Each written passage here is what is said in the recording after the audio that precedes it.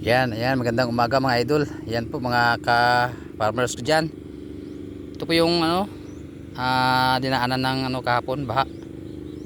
Ayan, bagong hulip lang siya pero ayan tumba naman pero buti na lang hindi nabunot. So pasalamat tayo na hindi nabunot. So ito lang, malalim ng tubig. So ito po lahat, ito kahapon lubog ng baha po ito lahat. Ito papunta doon lubog ng baha. So yan, bawasan po natin ang tubig dito ito para lumabas yung mga dulo ng palay. Kasi para hindi siya mamatay. Ayan. Ang lalim.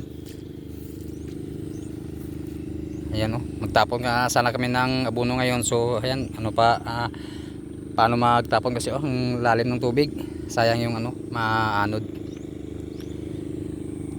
Bago lang tapos ng huli pero ayan, binaha agad. So sayang yung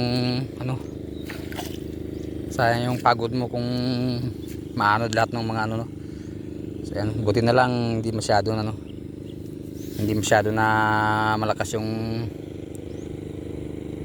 ang tubig dito, hindi masyado nakaapaw sa pero ang lalim na dito kahapon mga idol. Punta doon, hindi makita yung mga palay kahapon.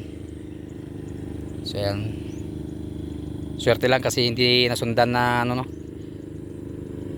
mahirap lang kung nasundan ng isang baha pa, sira talaga yung mga palay dito. Yan, yan may nag-ulit nga dyan idol sa bila kasi maraming damo.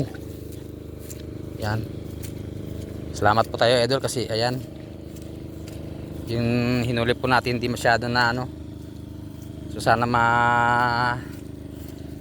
mabawasan agad yung tubig para hindi mamatay. Yan. Sayang naman yung hinulip natin. Yan po, salamat, God bless po sa lahat.